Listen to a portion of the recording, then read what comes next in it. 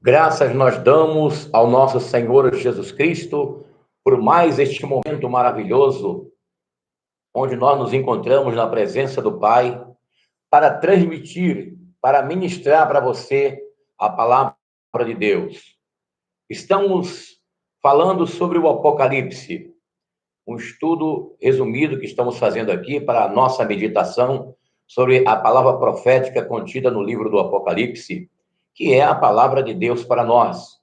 A maior palavra de despertamento para a Igreja de Cristo na Terra, o Apocalipse. Palavra no grego que quer dizer revelação. Quando João, na ilha de Patmos, ele teve a revelação dada por Deus acerca das coisas que aconteceriam no tempo do fim. E nós vamos seguir agora com o capítulo 17 do livro do Apocalipse. Vamos começar, nós vamos usar duas versões da Bíblia. Nós vamos usar a Bíblia Católica e a versão internacional da Bíblia. Vamos lá, capítulo 17, a queda da Babilônia. Vi, então, um dos 7 anjos que tinha as 7 taças e falou comigo: Vem, e eu te mostrarei a condenação da grande meretriz, que se assenta à beira de muitas águas, com a qual se contaminaram os reis da terra. Ela embriagou os habitantes da terra com o vinho da sua luxúria. Bom, vamos lá. Primeiro, a palavra Babilônia é uma palavra que está relacionada ao primeiro império mundial. O primeiro império mundial que foi fundado e dirigido pelo Nabucodonosor, 550 anos antes de Cristo.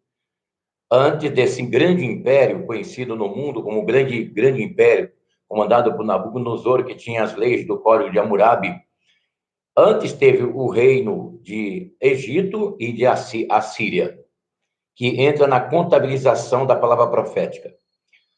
Bom, geograficamente, Babilônia hoje, o Iraque, né? O Iraque. Nós conhecemos a história da Bíblia, onde deu origem derivada dessa palavra Babilônia, que vem lá de Babel, a Torre de Babel, que foi feita por Nimrod. Nimrod, que teve aquela pretensão de fazer a comunização desde o início, de fazer a ideia de união, a ideia ecumênica, a ideia de comunização dos povos. E segundo nós lemos nas Escrituras, lá em Gênesis 11, que Deus então desceu e confundiu as línguas daqueles homens, ao ponto, então, deles dispersarem pelo mundo. Porque, a princípio, Deus havia falado que o homem iria ter que se expandir, crescer, multiplicar e encher a terra. Esse foi o plano e foi a ordem dada pelo nosso Pai. No entanto, a ideia de Nimrod, a ideia anti-Deus, anti-Yahweh, ele convocou o povo para fazer aquela torre conhecida na Bíblia como a Torre de Babel. A palavra Babilônia, ela tem a ver com este reino, o reino que veio desde o Nimrod e que foi consubstanciado no reinado de Nabucodonosor. Então, nós temos a ideia sobre Babilônia. Então, essa Babilônia, ela foi um reino poderoso, que foi comandado por Nabucodonosor, e, posteriormente, ele foi destronado pelos medos e persas, por Ciro. Depois de Ciro, dos medos e persas, veio a Grécia, o Império da Grécia, né? Todos esses reinos. É interessante notar que todos esses reinos, eles não foram fundados para ter um período transitório. Não. Todos esses reinos que eles fundaram, que eles fizeram, tinham o intuito, tinham o objetivo de permanecer, de ser um império grande, poderoso. A mesma ideia que tinha Nimrod e esses reis, eles tinham também, como Nabucodonosor, Belsazar, Hammurabi, entendeu? Eles tinham essa mesma ideia de perpetuar o reino. Só que esses reinos, eles se exterminaram. Um reino derrubou o outro, né? Vamos analisando aí. Então, os medas e persas destronou o reino de Nabucodonosor. Depois veio o reino da Grécia, comandado por Alexandre Magno, destronou os medas e persas. Depois veio Roma, o quarto reino, né? O quarto reino. Vamos seguir aqui a leitura do capítulo 17 Só para você ter um entendimento. Vamos lá. Versículo 3, da versão internacional da Bíblia.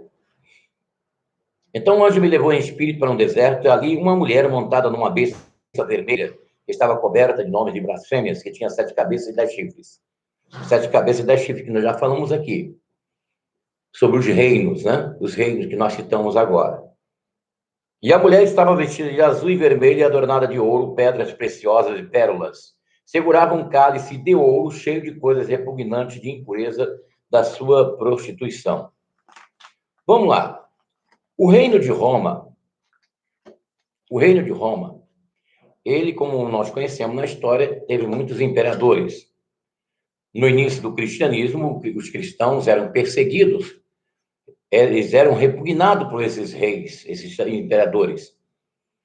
E dentre esses imperadores surgiu no terceiro século, um rei chamado Constantino. Constantino, aliás, exatamente, entre o período de 300 anos a 400, veio o Constantino, conhecido na história como um grande imperador, porque a história diz que este Constantino se converteu ao cristianismo. Bom, eu não acredito isso é a minha conjectura.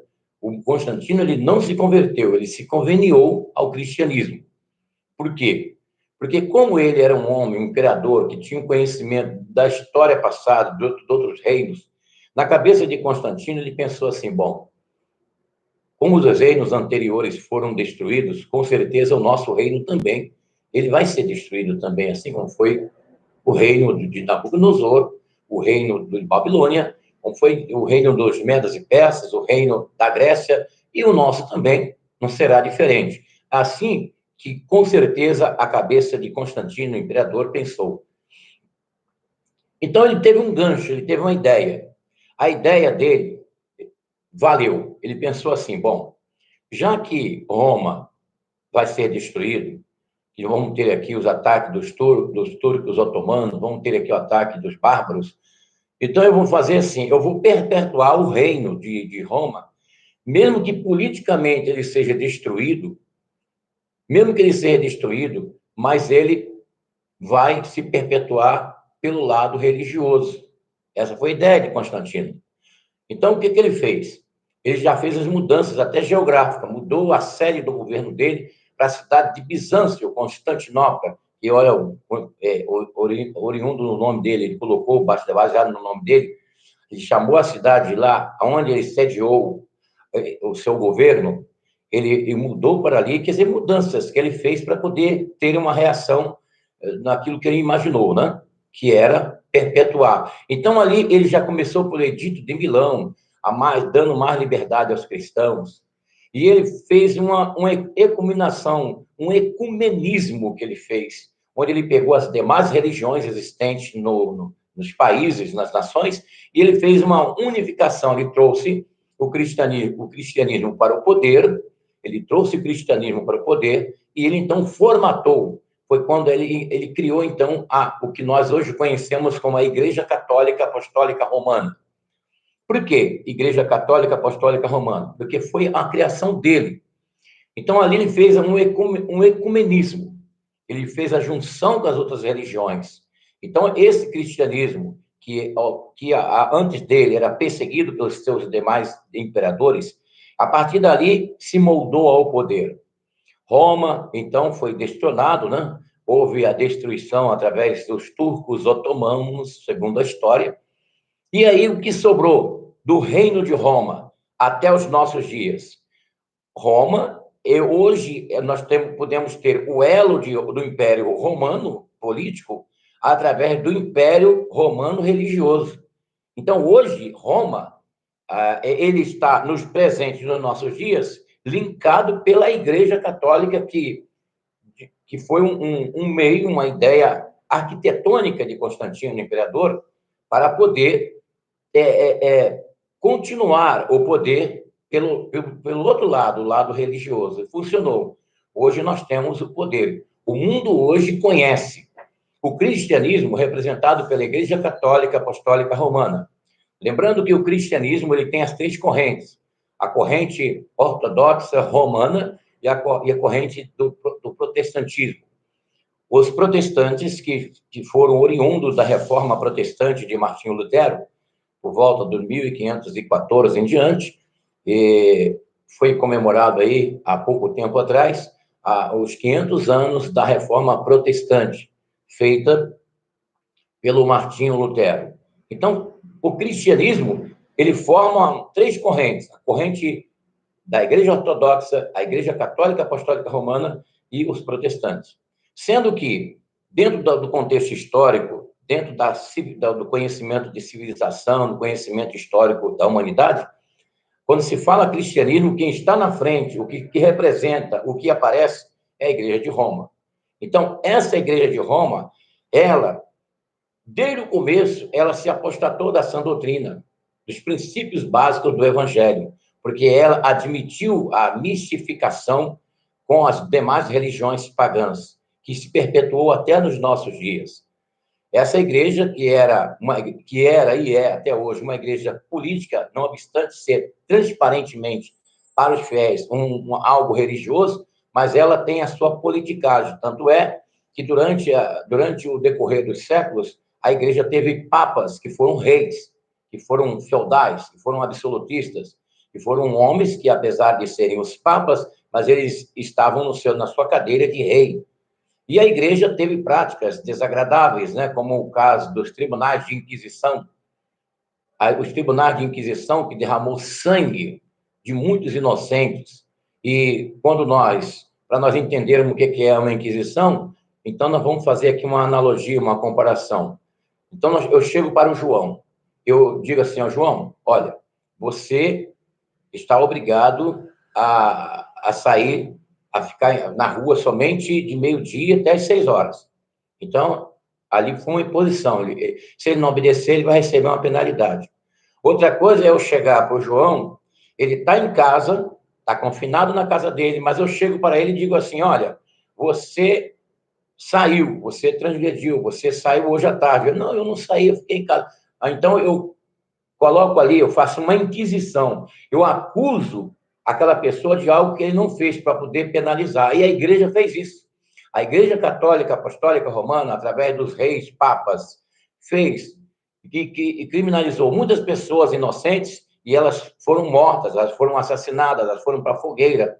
Bastava a pessoa negar o credo, eles já iam para a fogueira. Então, a Igreja Católica Apostólica Romana, historicamente, na sua politicagem, no seu papado político, ela teve muito derramamento de sangue, que está escrito aqui no capítulo 17 do livro do Apocalipse. Vamos seguir aqui pela Bíblia Católica, o versículo 8.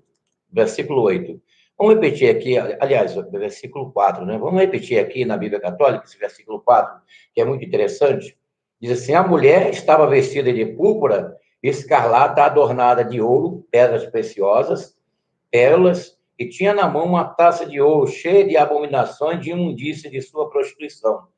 O que quer dizer prostituição aqui não tá no sentido literal, a prostituição do qual nós conhecemos, que envolve relacionamento sexual. Essa prostituição que está dizendo aqui é sobre a mistificação da igreja em si, do seu poder religioso, com as práticas do paganismo e do mundanismo das coisas desse mundo, né? O que acontece hoje, entendeu?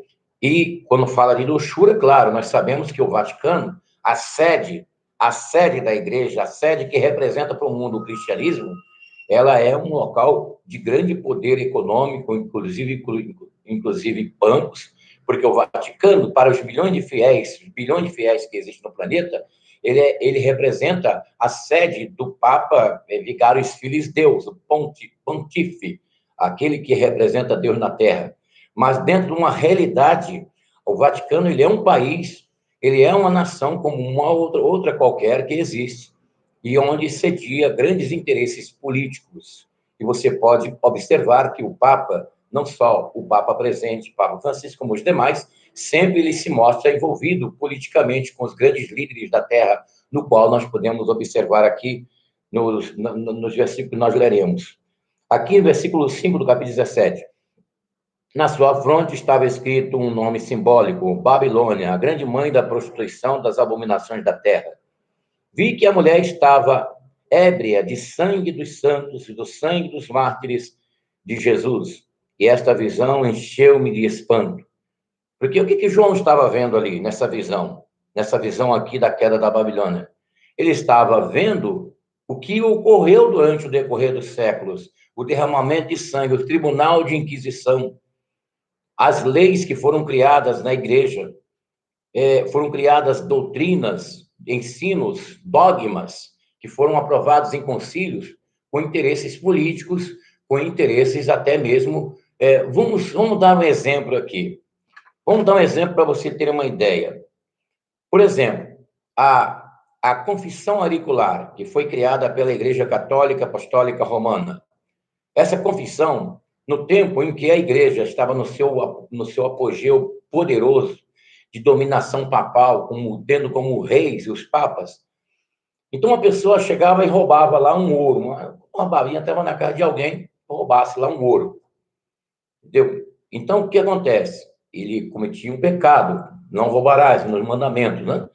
Não roubarás. Então, a consciência dele pesada, ele como cristão, ele comparecia na paróquia, no santuário, na catedral, e pedia para se confessar para o Papa, para o padre, né? E quando o indivíduo chegava e confessava, que era um dos dogmas da igreja, ele falava, olha, eu roubei, não, meu filho, você está perdoado, não, Padre, Filho, Espírito Santo. E no final, a pergunta, aonde está o ouro?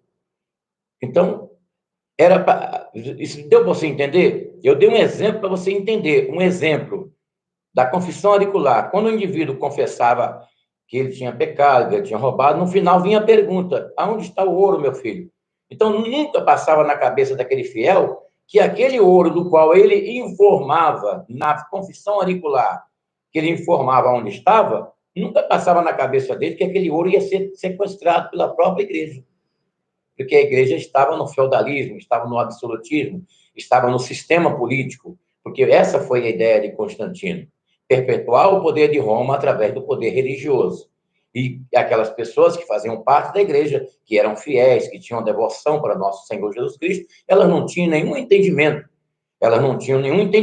do que nós estamos falando aqui, do que fala as Escrituras, entendeu? Vamos seguir aqui a leitura do capítulo 17 da Queda da Babilônia, na versão internacional da Bíblia, que é o versículo 7, né? Versículo 7 diz assim: Então o anjo me disse, por que estás admirado? E eu lhe expliquei o mistério dessa mulher e da besta sobre a qual ela está montada, que tem 7 cabeças e 10 chifres. Aí vem as 7 cabeças e 10 chifres, que é a besta, a visão anterior que ele teve. Por que aparece aqui no capítulo 17, que fala sobre a besta aqui novamente? Por quê? Porque se trata de uma situação política. A igreja, ela ficou, durante todos os séculos, até agora, ela sobreviveu politicamente. Os devotos, os fiéis católicos do mundo não entendem isso. Bem como também a filha da Igreja Católica, que são os protestantes, que são os irmãos evangélicos. E as pessoas, na sua simplicidade, na sua fé cristã, de acreditar no que está escrito na Bíblia, eles são pessoas que são alcançadas através da fé em nosso Senhor Jesus Cristo. Elas são abençoadas, elas são alcançadas pela salvação dada por nosso Senhor, prometida nas Escrituras. Mas o fundo também é político. Existe um fundo político que se perpetuou por meio do cristianismo, que é um dos braços do poder da besta, né? A besta que você viu, ela já não é, e ela está para subir do abismo e caminha para a perdição. Os habitantes da terra, cujos nomes não foram escritos no livro da vida desde a criação do mundo, ficarão admirados quando virem a besta, porque ela era, agora não é, e entretanto virá. Aqui se requer uma mente sábia. As 7 cabeças são as 7 colinas sobre as quais está sentada a mulher. Vamos seguir aqui o versículo 10. O versículo 10 na Bíblia Católica, no capítulo 17. Vamos lá. É o versículo 10, né? Vamos lá.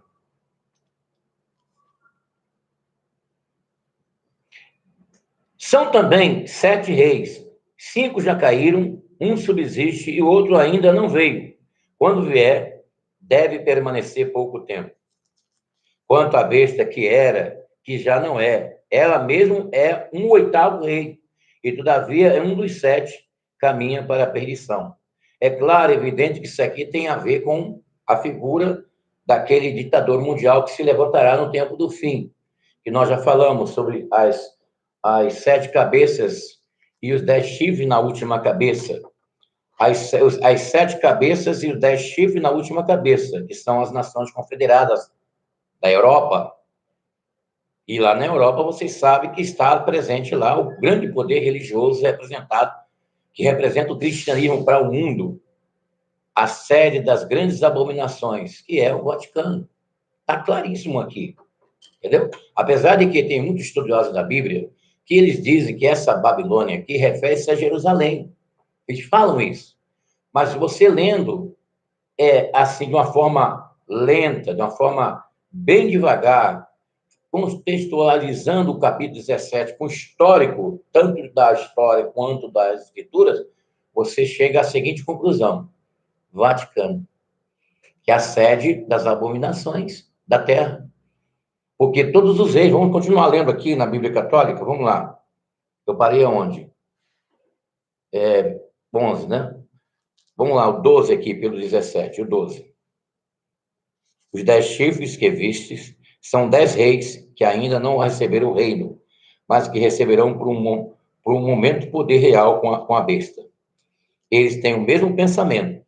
Eles têm o mesmo pensamento, quer dizer, o mesmo pensamento que Nirod, lá no início, lá na Torre de Babel, que ele tinha um pensamento de unificação, de fazer um reinado humano, um reino humano, sem a presença de Deus, né?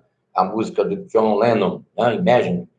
Um reinado sem a presença de Deus. Essa ideia de Nirod, ela está na cabeça de muitos líderes de nações até no dia de hoje.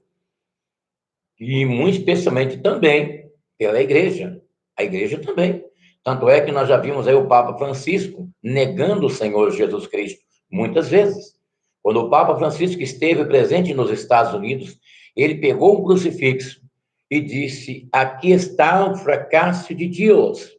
Se você nunca ouviu o Papa falar isso, procure na internet. Procure aí no Google, no YouTube, que você vai encontrar o vídeo onde você verá a imagem do Papa Francisco falando, olhando para o crucifixo e dizendo: aqui está o fracasso de Deus. Então, ultimamente, o Papa Francisco, apesar de ser um grande estadista, um grande interessador entre os políticos das grandes nações, como nós podemos observar aqui, ele está negando o nosso Senhor Jesus Cristo. Ele está questionando o nosso Senhor. E segundo, existe até comentários, né? Comentários que nós já tivemos informações de que até a Bíblia eles pretendem mudar a Escritura Sagrada, substituir por outro livro. Isso, essa ideia de mudar os textos da Bíblia como regra de fé e prática dos fiéis já vem desde lá de Bento XVI. O Bento XVI teve aquela ideia de escrever o Evangelho segundo o Papa, né? Essas ideias são ideias comuns na mente de todos eles. Uma ideia de materialismo, de racionalismo, uma ideia de monarquia humana, de presidencialismo humano, tudo humano, sem a presença do Senhor Todo-Poderoso. E você sabe pela história da Bíblia, porque Deus, com seu povo primitivo, Israel, Deus queria ser o rei dessa nação. Ele queria ser o pastor da nação de Israel. Ele queria ser o guia espiritual e político em todo sentido, mas Israel rejeitou quando quis imitar as nações. E o primeiro rei que chegou lá foi um fracasso, que foi Saul, nós conhecemos, né? Depois veio Davi. Davi, apesar de ter sido um homem segundo o coração de Deus, mas cometeu várias falhas que perpetuou na geração, que teve repercussões negativas na descendência do povo judeu, causou depois a divisão das tribos, na gestão daquele rei, aquele rei que foi colocado lá, que era Salomão. Salomão não tinha o direito dado pela própria tradição judaica, Salomão não tinha direito nenhum de assumir o trono de Israel. Adonias que tinha legitimamente o direito, mas você vê ali no livro de Reis que, além dele ter sido colocado indevidamente pelo próprio pai Davi como rei de Israel, sem ter o direito dentro do conceito tradicional judaico, e ele ainda matou Adonias, porque está escrito assim no livro de Reis. Você vê lá que o Adonias foi assassinado. Porque Salomão pensou, se eu deixar esse cara vivo aí, ele é da mulher legítima do meu pai, ele vai querer me destronar, vai querer me desfazer, então vou eliminar o mal pela raiz. E matou Adonias. Aí você vê, dentro da história da Bíblia, dentro da história sagrada, que quando o homem procura fazer as coisas segundo ele só, sem a presença dele, as coisas não dão certo. Porque o próprio Jesus Cristo, nosso Salvador, o Yahushua HaMashiach, ele diz para nós, sem mim nada podeis fazer.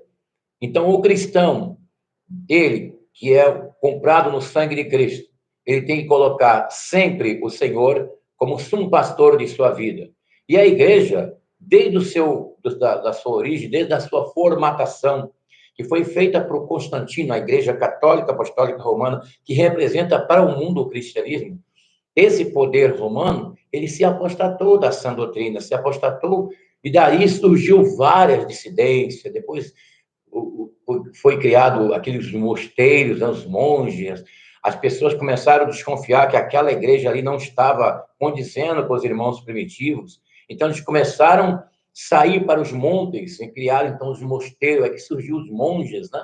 Os monges surgiram daí, a partir do momento que a igreja estava consolidada por Constantino, depois do Edito de Milão, né, que estava tudo, parecia tudo aparentemente bem, mas pessoas dentro da própria igreja, que foi formatada por Constantino, essas pessoas começaram a desconfiar, poxa, isso aqui não é aquilo que nós conhecemos ali nos irmãos primitivos, aqui está totalmente diferente. Olha, aqui tem as coisas aqui do Egito, colocaram aqui os ídolos postos, colocaram aqui a deusa Afrodita, a deusa Diana, colocaram aqui o Horus, a Íris, e isso aqui está diferente. Vamos fazer o seguinte, nós vamos fazer a nossa oração no monte. Aí quando aconteceu, então, a criação dos monges, nos mosteiros, né, que existe até hoje lá na Europa, né? Foi daí.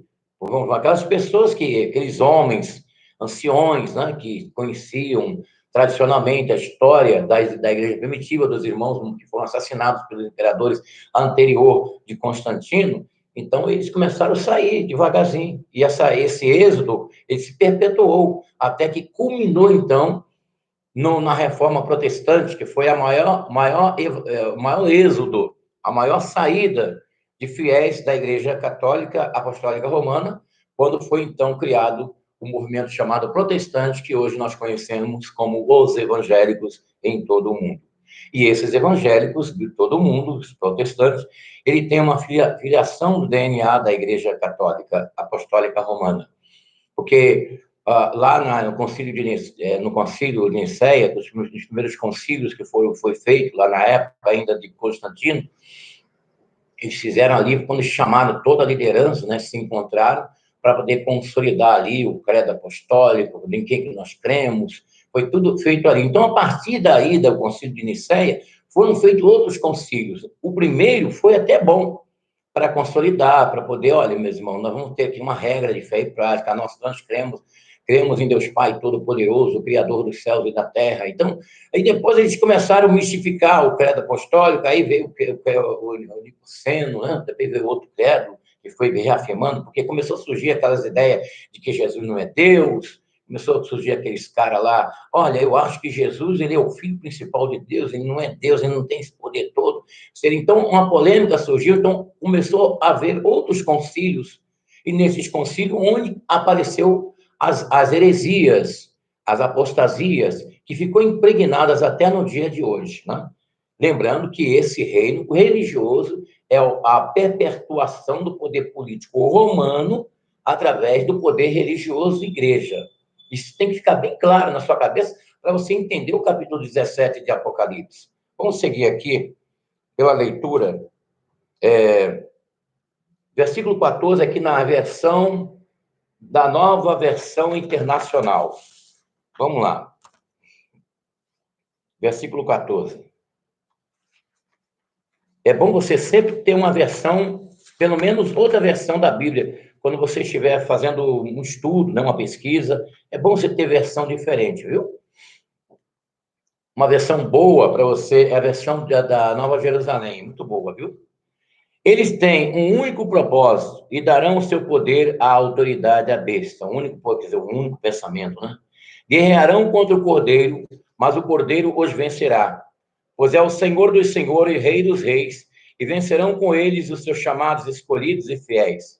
Então o anjo me diz: as águas que você viu, onde está sentada a prostituta, são povos, multidões, nações e línguas.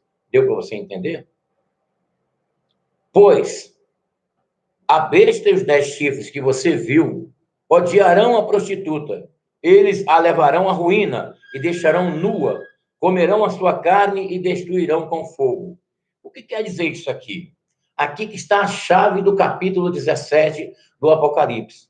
Aqui que está a chave que consolida o tema do capítulo, a queda da Babilônia. Porque vamos voltar lá para a Torre de Babel. Vamos voltar lá. O que quer dizer a palavra Babel no hebraico? Quer dizer confusão. Confusão. Essa igreja política, que ela está linkada, né, com o poder político da terra, com os reis da terra, com aqueles que estão envolvidos com a nova ordem mundial, que é a pretensão de estabelecer um reino único. Esse reino aqui, que linkou para os nossos dias o reino de Roma, esse reino religioso do qual conhecemos, representado pelo Papa, pela Igreja Católica, esse reino vai ser destruído. Por que ele vai ser destruído? Porque existe um projeto envolvendo a nova ordem mundial. No projeto da nova ordem mundial, eles têm os planos pré-estabelecidos, os planos que eles cumprirão esses planos rigidamente, conforme está escrito. Existe um livro que é proibido no Brasil. Esse livro chama-se Os Protocolos dos Sábios de Sião.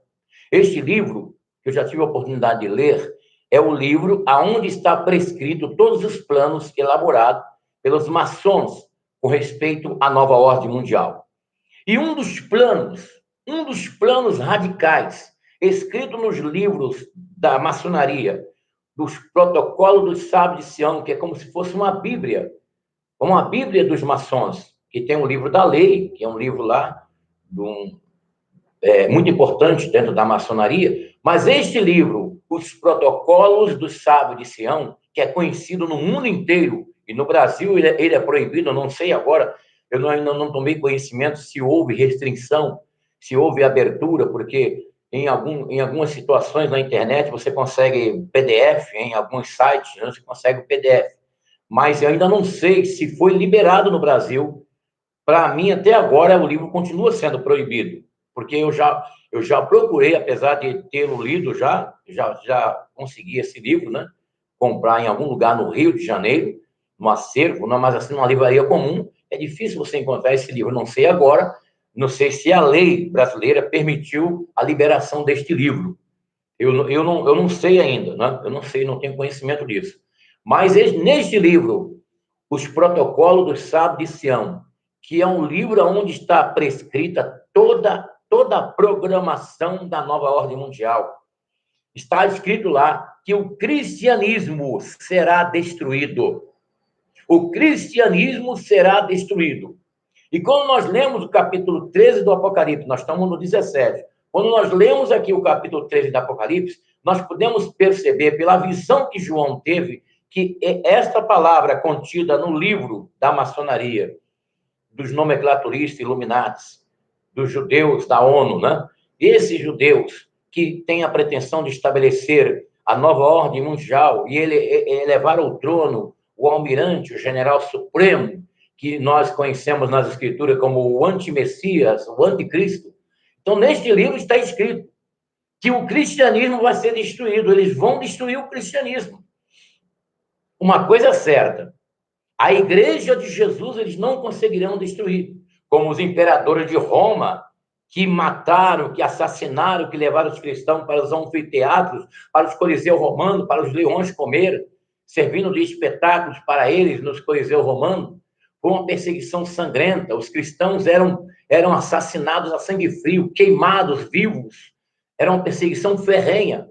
A coisa amenizou um pouco quando Constantino se converteu ao cristianismo, porque eu não acredito que o Constantino se converteu ao cristianismo. O que eu vejo na minha visão, que o Constantino ele se conveniou ao cristianismo, porque ele percebeu que era uma porta, que era uma janela, que era um passaporte, que era uma fórmula, era uma forma que ele arquitetou na mente de perpetuar o poder romano através de um sistema religioso e deu certo. Tanto é que hoje tem aí o Vaticano, que está lá, que tem uma linkagem política com os reis da terra. Tem uma linkagem política, vou repetir o que eu falei aqui, tem uma linkagem política com os reis da terra, o Vaticano, que é um país, que é uma nação, que tem as mesmas consolidações de leis, constituição, bandeira, símbolo de nação, não obstante ser geograficamente pequena, mas ela é uma nação. Para os fiéis católicos, para o povo do mundo, é a sede do Papa, é a sede, é como se fosse a Meca do cristianismo, a sede dos islâmicos lá no Oriente Médio é a Meca, lá de Maomé, né? O lugar onde uma vez por ano eles fazem aquela profissão, aquele rodam em volta daquela pedra que eles veneram, né? Então, a Meca, a cidade sagrada dos islâmicos, é Meca. E a cidade sagrada dos cristãos do mundo, é o Vaticano. É assim que os cristãos veem o Vaticano, como um lugar sagrado. Só que o próprio Papa, os cardeais e aqueles que entendem da profundidade da coisa, vê o Vaticano como um país, como na realidade ele o é. Então, esse país, esse Vaticano, ele vai ser destruído, porque isso aí está no protocolo de Sião, do sábio de Sião. E a Bíblia aqui está dizendo assim, a bestes 10 chifres que viste, viu, odiarão a prostituta. Eles a levarão à ruína e deixarão nua e comerão sua carne e destruirão com fogo. Você viu que no filme, o filme é O Fim do Mundo, no 2012, O Fim do Mundo, se você pode pegar na internet, neste filme, O Fim do Mundo, 2012, O Fim do Mundo, tem uma cena lá aonde o Vaticano pega fogo. Por que que no filme de Hollywood, falando do fim do mundo, mostrando o Vaticano pegando fogo? Por quê? Vamos repetir o versículo aqui na Bíblia Católica, vamos lá? Capítulo 17, vamos lá. Esse versículo eu vou ler aqui. É o versículo 16. Versículo 16. Vamos aqui na Bíblia Católica. Os 10 chifres que vistes, assim como a besta, odiarão a prostituta, hão de despojá-la, desnudá-la, eu estou lendo a Bíblia Católica, hão de comer as carnes e queimarão ao fogo. Olha o filme aí, filme 2012, Fim do Mundo, mostra o Vaticano pegando fogo, veja lá, entra no YouTube aí depois, que você vai ver. Porque Deus lhes incutiu o desejo de executarem os seus desígnios e concordarem em ceder sua soberania à besta, até que se cumpriram as palavras de Deus. Agora, o último versículo, na versão internacional. Vamos lá. A mulher que você viu é a grande cidade que reina sobre os reis da terra. Qual é a grande cidade que reina sobre os reis da terra? Vaticano, pessoal. Vaticano. Não reina no sentido, assim, de totalitarismo político, mas ela reina no sentido psicológico. Ela reina no sentido de base de apoio político. Porque quando um rei, um presidente de república, uma coisa é ele se apresentar sozinho diante da multidão. Outra coisa é ele ter do lado o pontífice, o Deus na terra, o vigários filhos Deus, o Papa. O presidente chega, você não vê o que aconteceu recentemente, no dia 13 de março? O ex-presidiário Lula, ele teve uma audiência com o Papa. Estratégia de projeção. Isso é uma estratégia de projeção em cima da gadaiada. Porque, como ele esteve preso, devido a muitos crimes que ele cometeu contra a nação, contra os cofres públicos, foi condenado a mais de 25 anos, fora as outras condenações que estão ainda pendentes na justiça. Ele iria, se fosse cumprir a penalidade, teria que ficar, no mínimo, 25 anos preso. E ele foi absolvido. Mas a absolvição dele não apagou na cabeça do gado brasileiro aquela imagem de delinquente, de presidente delinquente. Não. Então, aquela presença do Lula lá no Vaticano é uma estratégia política.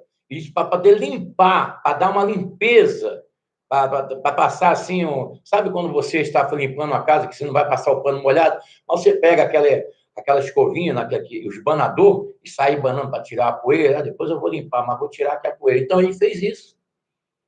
Está entendendo? Então, o Vaticano, ele tem uma influência muito grande no reinado da Terra. Esse Vaticano, que representa o poder do cristianismo, vai ser destruído. Porque, na gestão do anticristo, os cristãos no mundo inteiro vão ser perseguidos. Vão ser perseguidos. E nós já lemos aqui que aquele que não aceitar a marca da besta e não se prostrar diante da imagem será degolado, será morto.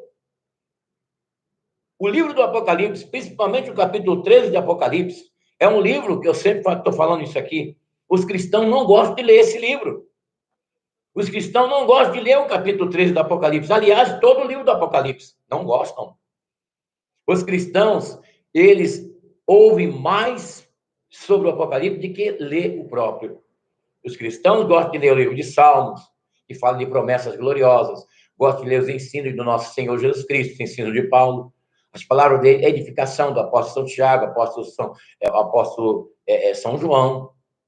Mas o livro do Apocalipse, que fala da morte dos cristãos, não, os cristãos não gostam. Mas eu vou ler aqui mais um versículo que fala do que eu falei aqui agora. Talvez você está me assistindo aí pela primeira vez. Eu sou o Bispo Afonso Querubim, nós estamos aqui ao vivo no Santuário Yahvé de Santo Amaro. Nós estamos aqui abençoados, alegres, felizes, contentes, apesar que estamos com a ausência dos devotos, né, nossa igreja no momento, devido ao confinamento imposto pela lei, né, pela lei que impôs esse confinamento. Infelizmente, ainda estamos no planeta e temos que seguir as leis estabelecidas por aqueles que estão aí no governo, na governança do povo. Mas eu vou ler aqui um versículo que apavora os cristãos. Vamos lá? Capítulo 20 do livro do Apocalipse, versículo 4. O que vai acontecer com aqueles que não se dobrar diante da besta, que não adorar a sua imagem? O que vai acontecer? Vamos lá. Capítulo 20, versículo 4. Vi também tronos, sobre os quais se assentaram aqueles que receberam o poder de julgar. Eram as almas dos que foram decapitados por causa do testemunho de Jesus e da palavra de Deus. E todos aqueles que não tinham adorado a besta ou a sua imagem e que não tinham recebido o seu sinal na fronte e nem nas mãos. Aí, pessoal, capítulo 20, versículo 4 de Apocalipse, está dizendo aqui, João viu os irmãos decapitados porque não adoraram a besta. Esse tempo vai chegar, está se aproximando. A conjuntura do mundo está caminhando para isso. O anticristo vai chegar antes da vinda de Jesus. É o que está na Bíblia. O anticristo, ele vai vir antes da vinda de Jesus. É o que está em Tessalonicenses capítulo 2. É bom você se certificar disso, porque tem muitos cristãos equivocados com isso aí, porque foram ensinados errado. Ensinaram para eles que o anticristo vai vir depois da vinda de Jesus. Não. A Bíblia está dizendo aqui claramente nos Tessalonicenses que o anticristo virá antes da vinda do Senhor. Então, antes da vinda de Jesus, vai acontecer essas coisas. Vai ser coisa terrível que vai acontecer no planeta. Coisas terríveis. O que nós estamos vivendo agora no presente momento, essa manipulação que está tendo aí, esse engodo, essa mentira, essa farsa que está aí, é tudo uma forma de mudar toda essa farsa que está montada aí, dessa coisa do demônio que surgiu aí na Terra, no Brasil e no mundo. Tudo isso aí faz parte de um programa de mudanças radicais, mudança de comportamento que nós vamos falar aqui. Quando nós terminarmos o estudo do Apocalipse, nós vamos entrar nessa parte aí. Nós vamos falar sobre a nova ordem mundial, coisa que eu falei há 12 anos atrás, para os devotos ficaram espantados. Em 13 sextas-feiras, eu falei sobre a nova ordem mundial. E os devotos ficaram espantados com as coisas que nós falamos na igreja. E eles falaram assim, mas eu não estou entendendo, o que é isso aí? Eles começaram, porque nas igrejas, em geral, os pastores evangélicos, os padres, não tocam neste assunto de nova ordem mundial, de a era de Aquário, é o que estamos entrando agora. Eles não tocam no assunto que envolve a nova ordem mundial, os planos Illuminati, os planos dos nomenclaturistas, o plano maçônico de estabelecer um reino único no planeta. Eles não tocam nesse assunto. Entre 1.000 pastores e 1.000 padres, somente 2, 3, 4, 5 no máximo é que fala sobre esse assunto. Eu não diria nem de 100% um. De 1.000, tira 1, 2, 3, 4, 5 que toca nesse assunto com os devotos. Não toca nesse assunto. É só louvores, né? Vamos adorar a Deus. É maravilhoso. Eu canto também, gosto, adoro também Jesus. Entendeu? O que está sentado sobre o trono. Mas os devotos precisam saber. Precisam saber para quê? Para se preparar. Porque vai vir a agonia. Vai vir a dor. É a palavra, pessoal. Aí. É a palavra. A palavra de Deus que fala. Entendeu? Eu esqueci, eu ia falar, fiz até anotação aqui, que quando os mártires, os homens, as mulheres de Deus foram assassinados, aí tem uma frase muito famosa, que ficou na história do cristianismo, o sangue dos mártires é a semente da igreja. Eu gosto dessa frase aí, porque quanto mais se matava os cristãos em Roma, mais a igreja se expandia, mais crescia. Para concluir essa palavra daquela da Babilônia, os cristãos vão ser assassinados, vão morrer. Eles vão acabar com o cristianismo. Cristianismo, assim, instituição. Cristianismo, templo de pedra. Porque na China comunista, o governo chinês comunista está derrubando as igrejas lá, as católicas e evangélicas. Estão sendo derrubadas. A notícia recente dessa semana. O governo chinês comunista, esse que quer tomar o Brasil, esse governo chinês que quer tomar o Brasil, não fica esperto, não, o Exército Brasileiro, não fica esperto, não, os deputados, senadores, presidente da República, porque eles querem tomar o Brasil. Os chineses comunistas querem tomar o Brasil. Essa é a minha visão, isso é que eu estou vendo aí. Isso é que eu estou vendo. E tem muita gente dormindo aí, dormindo de touca, como diz na gíria carioca. Dormindo de touca. Mas eu, como cidadão brasileiro, não gostaria de ver esse país tomado pelos chineses comunistas.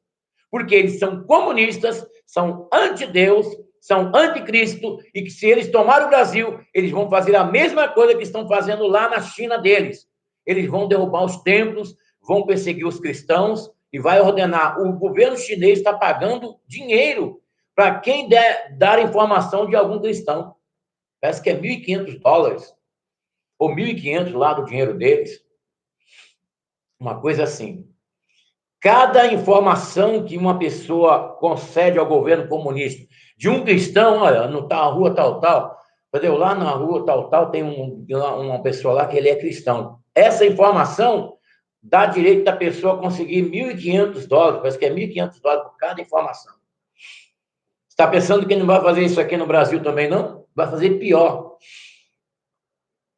Aqui eles vão fazer pior, porque aqui eles não querem somente acabar com a religião, acabar com o cristianismo, eles querem se vincar aqui, ser eles aqui. Deu para você entender? Se eles permitirem que algum brasileiro permaneça, é para ser escravo deles. Porque é assim que o comunismo faz. O comunismo escraviza, além de corromper os bons costumes, de mudar, de respeitar a família. Entendeu? E quando nós terminarmos o estudo do Apocalipse, que é até o capítulo 22, nós vamos seguir aqui, nós vamos explicar aquilo que nós temos entendimento. Sobre a nova ordem mundial, nós vamos falar aqui. Sobre os planos do estabelecimento do reino do ditador mundial. A situação que está no mundo, a conjectura, o plano, as ações que são feitas através do sistema de governo dos países, né? Como o caso agora presente. Isso que está acontecendo aqui no Brasil, esse confinamento das pessoas, a determinação, a obrigatoriedade disso, daquilo, tudo isso faz parte de quê? De uma preparação para as pessoas ficarem no aquário, porque a era é de aquário.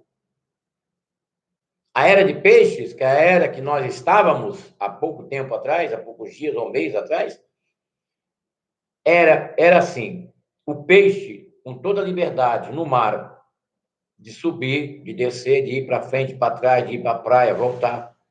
Deu para você entender? Mas agora, na era de aquário, o peixe vai ficar dentro de um aquário. Então, você sabe que um peixe dentro de um aquário, ele vai depender de comida, vai depender de alguém para trocar a água, porque senão ele vai morrer. Deu para você entender? Porque Deus colocou os neurônios em nós, para nós conjecturarmos, para nós pensarmos, para nós imaginarmos, para nós analisarmos. Não foi para ficar estático, não, porque o sistema podre desse mundo é dominado pelo maligno, pelo teon, pelo maligno dos infernos. Ele quer que você seja um idiota. Ele quer que você seja um idiota da corte. Ele quer que você seja uma ameba, um protozoário. Ele quer que você seja um micróbio, quer que você seja um bicho que tenha apenas instinto. Ele não quer que você pense. Quando eu estava vindo aqui para a igreja, eu estava vendo um vídeo, né? Eu estava vendo um vídeo no WhatsApp de um doutor, de um médico, falando sobre a situação que está no Brasil. Ele lamentando, né? Ele mostrando estatística, um médico conceituado aí, falando sobre a situação que o pessoal tá, ó, misericórdia. Aí eu fico admirado como é a capacidade que eles têm de firmar algo inexistente na cabeça da gadaiada. Eles conseguem isso. Eles têm a técnica, eles têm a tecnologia, eles têm os modos operantes que são iguais em todo mundo, porque a própria Bíblia fala que eles pensam iguais. Os pensamentos deles são igual de todos. Os mesmos projetos, o mesmo pensamento, o mesmo plano, a mesma ação, a mesma atitude, a mesma opressão, a mesma forma. Terrível, pessoal. As coisas vão mudar daqui para frente. Nós vamos seguir o estudo do Apocalipse. Esse capítulo 17 ele é tremendo. Esse capítulo 17 fala, em suma, que o cristianismo vai acabar. Agora, o que não vai acabar? A igreja de Jesus.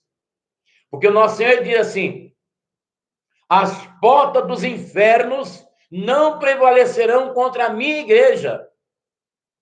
Pode acabar com o cristão, pode derrubar templo, como está acontecendo na China. Estão derrubando os templos católicos, os templos protestantes. Procure saber aí na internet. Porque essa mídia podre não informa essas coisas. Pelo contrário, eles protegem eles. Estão protegendo os chineses. Estão pagando um pau, como diz na gíria paulista, pagando pau para os chineses na mídia brasileira. Principalmente a Bandeirantes, pagando um pau tremendo, pagando uma gíria, isso é uma gíria que tem de São Paulo, pagando um pau, quer dizer, exagerando no elogio, botando a pessoa, que a pessoa tinha que estar lá no quarto e bota a pessoa lá no 10º, tá ligado? É isso aí, essa gíria quer dizer isso. Linguagem popular aqui de São Paulo, né? Para outros estados, soa até como um sentido pejorativo de mal intenção, mas não. Pagando pau quer dizer, fulano está pagando pau lá para ciclano, quer dizer, pagando pau, olha, ele está exagerando no elogio, está falando muito bem daquela pessoa que a pessoa não merece. É uma pessoa boa e tudo, mas está exagerando, é isso. Então, eles estão exagerando. E vai ter muita coisa aqui, se o Brasil não acordar, daqui a pouco, você vai ver a cor da bandeira deles derramada aí em forma de sangue na terra brasileira. Porque é assim que nós vimos no decorrer das histórias. Porque o Império Babilônico, que centralizou para permanecer, foi destruído pelos Medos e Persas. Antes teve Egito e Assíria. Já era. Aí veio Babilônia, foi comido pelos Medas e Persas. Medas e Persas, que pensava que ia ser eterno, veio a Grécia, Alexandre Magno, destronou Ciro, destronou o Império de Medas e Persas. Quando a Grécia, com Alexandre Magno, com a sua sabedoria, com seu apogeu, com a sua filosofia, com seus conhecimentos científicos e filosóficos, que é o berço da filosofia humana, é a Grécia. Você sabe disso, você que estudou, você que fez o primeiro grau aí, sabe muito bem. Não precisa você ir para a faculdade para saber que a Grécia é o berço da sabedoria humana, do conhecimento humano, né? Conhecimento humano. Não o conhecimento da palavra, o conhecimento humano. Aí, quando eles estavam pensando que ia se fincar, veio Roma. Aí Roma destronou a Grécia e ficou. Quando Roma pensou que ia ficar, aí veio os turcos otomanos. Chegou lá e destronou. Destronou Roma. Destronou o Império de Roma. Mas a ideia de Constantino se perpetuou através da Igreja Católica Apostólica Romana. O cara é inteligente. Só que eu não acredito que ele se converteu. Quando você está estudando, os professores de história falam, dentro das salas de aula no Brasil, que Constantino se converteu ao cristianismo. Fala de boca cheia. Meu professor de história, que era um professor excelentíssimo, um professor conhecedor de história, o cara nunca vi igual aquele, o cara sabia a data, a história particular de cada personagem da história, o cara conhecia Faraó fulano, a monarquia egípcia, o cara era uma sumidade, o cara era uma biblioteca ambulante. Mas ele era ateu, né? Ele não acreditava em Deus. Ele dizia de boca cheia na sala de aula, Constantino se converteu ao cristianismo. Às vezes eu já vi até pregação de irmãos evangélicos, de pastores na internet, falando que o Constantino se converteu ao cristianismo, que nada, ele não se converteu, não, ele se conveniou ao cristianismo. Ele se fingiu que converteu. Que isso acontece até nos nossos dias. Quantos e quantos que hoje estão no meio religioso cristão, se fazendo de cristão, por quê? Eu conheci um homem no Rio de Janeiro, eu conheci. Ele não era nada. Ele era igual a música do Dicró, um cantor que morreu lá no Rio, que cantava pagode, um pindaíba. Ele era um pindaíba. Entendeu? O pindaíba é o cara que não tem nada, o cara que vende laranja na esquina, né? Não desfazendo das pessoas que vendem laranja, porque eu também já fui ambulante. O que acontece? O cara ele começou a vender extrato de jurubeba. Dentro de uma rádio evangélica, uma rádio que tem lá no Rio de Janeiro, chamada Rádio Copacabana, que agora é da Igreja Universal, desde 1980, que o Macedo comprou a Rádio Copacabana, deu um chute nos crentes da cantarada todinha e assumiu a Rádio Copacabana. E ficou só ele até hoje. Então, nessa Rádio Copacabana, que era uma rádio do otimismo cristão, lá no Rio de Janeiro, que eu sou de lá, ele começou a anunciar extrato de jurubeba. Começou a vender, né? Pelo correio. Depois ele abriu na Uruguaiana uma loja chamada Livraria Loja Desperta Brasil. Aí, ó, extrato de jurubeba. Sabe o que ele fazia? As pessoas que eram curadas com extrato de jurubeba do fígado, ele botava para dar testemunho no programa dele. O programa dele era de 5 às 6 da manhã, Desperta Brasil. Audiência maciça em todo o Grande Rio. O cara começou, ó, minerar, como diz na gíria carioca, minerar, ó, dinheirinho entrando. O cara gostou do negócio. O que ele fez? Entrou no meio evangélico. Aí ele fundou uma gravadora evangélica chamada a Gravadora Desperta Brasil. Pronto. Aí o cara virou, ó, capitalista. O cara deitou e rolou. Gravadora Desperta Brasil. Aí ganhou notoriedade não só no Rio, mas no Brasil. O cara ficou rico. E aí, daí, no meio, ele se elegeu a deputado do Rio e depois deputado federal. Ele faleceu, tomei conhecimento que ele faleceu. Mas faleceu e deixou uma fortuna para a família. Agora, eu não tenho nada a ver com a vida de ninguém, mas eu comparo essa pessoa como o Constantino. Ele viu que o negócio era bom e entrou no meio e se moldou. Se moldou. Ele falava, lia a Bíblia e tudo. Meus amados irmãos, tudo. Mas o cara... Agora, eu acredito que ele fazia parte do momento secreto. Isso aí eu acredito. Agora, que ele se converteu a Jesus Cristo? Não, senhor. A mesma coisa com Constantino, imperador. Ele não se converteu. Ele se fingiu, se moldou. Vem aqui, meus amados irmãos. Olha, vocês agora vocês não vão mais ser perseguidos. Agora eu vou botar um edito de Milão aqui, que quem botar a mão em vocês, eu vou prender. Eu vou mandar matar. Quem tocar a mão em vocês, e fez o edito de Milão, acho que foi ano 318, que é conhecido na história, edito de Milão. Para ninguém tocar no lugar do gospel dele. Era dado de Rômulo. Aí o que ele fez? Trouxe o obelisco lá do Egito, trouxe lá o Horus, né? Aquele deus de um olho só, né? Que aparece no programa da Globo. Sabe aquele bonequinho vermelho que tem um olho só? Que é o diabo em forma de inferno? Que aquilo ali é diabo, viu, pessoal?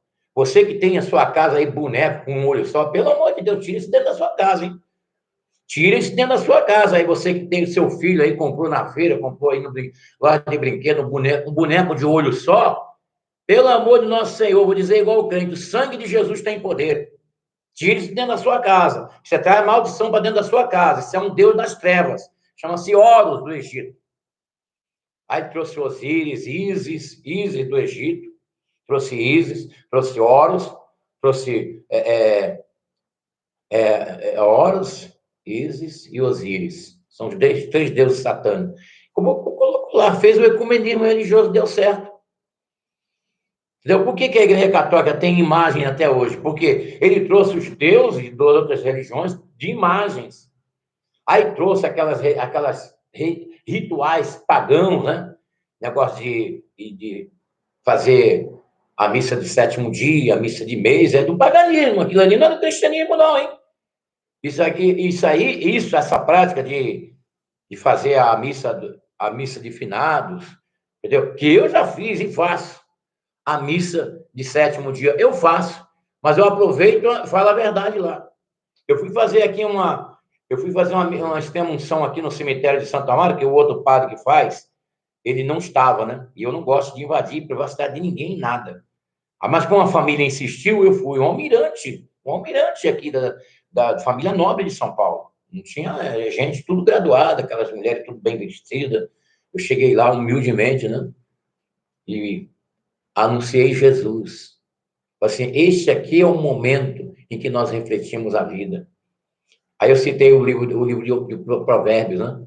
Provérbio de Salomão, que fala lá que é melhor ir num lugar onde há luto do que num lugar de festa. Porque na festa você está lá, né? Está andando, está pulando, está bebendo. E ali, onde há o luto, é o momento de você refletir que nós aqui estamos de passagem e vamos ter um encontro com Deus. Aí pronto, aí é o Senhor, ó. Em 5 minutos eu deixei a palavra no coração, porque eu fui chamado para isso, entendeu? Falei aquilo que é necessário, eles ouviram e falei a verdade, a palavra de Deus. Aproveitei e falei, olha, aqui deu. Essa pessoa deixou um legado para sua vida, para sua família. Mas esse momento dele nos leva a meditar, nos leva a refletir que temos que ter um encontro com ele, com aquele que há de ressuscitar aqueles que creem.